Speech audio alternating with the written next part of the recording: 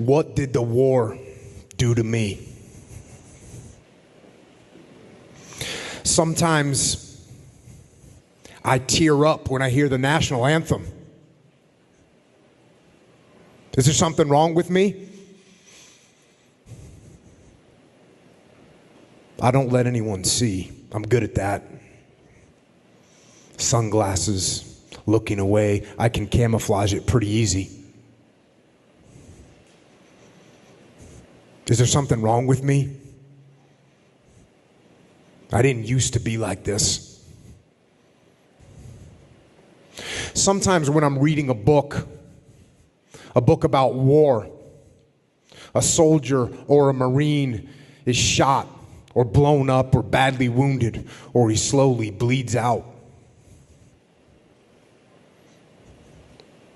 Sometimes that makes me emotional. Lump in my throat. I have to take a break, take a breath. Luckily, I'm almost always alone when I read, so no one knows. Is there something wrong with me? I didn't used to be like this.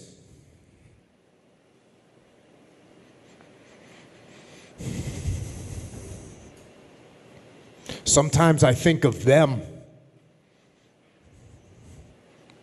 my men, my friends, Mark or Mikey or Ryan or Chris or Seth, and so many more.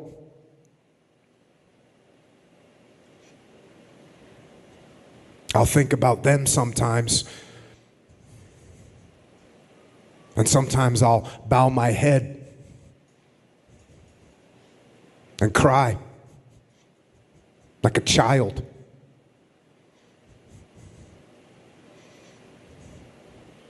Is there something wrong with me?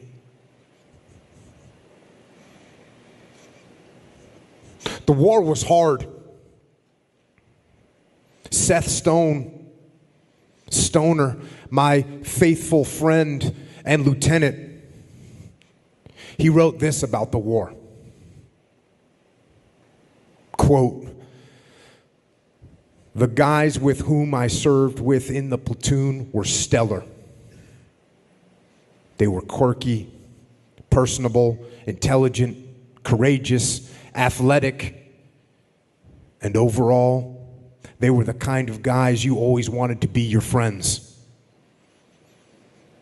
From Mike Mansour to Andrew Paul, J.P. Donnell, and the rest who must remain unnamed. They would do anything. Anything for our country, anything for each other, and anything to win.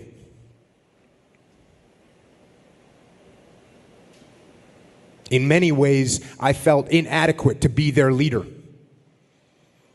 But I had to push that feeling aside and do my best work because I wanted to bring them all home to their moms and dads. It was hard work, draining.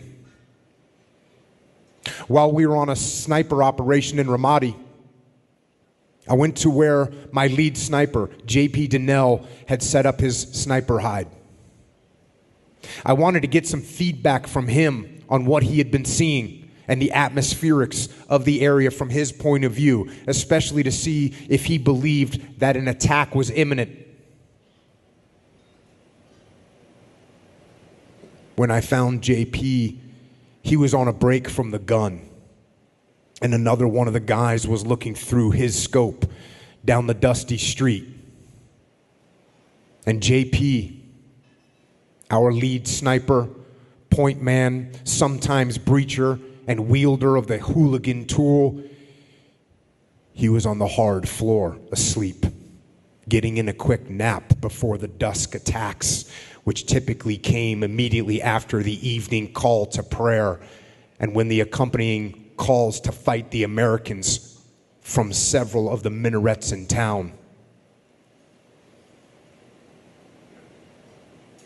I remember looking at JP and seeing how dirty he was. Covered in grime.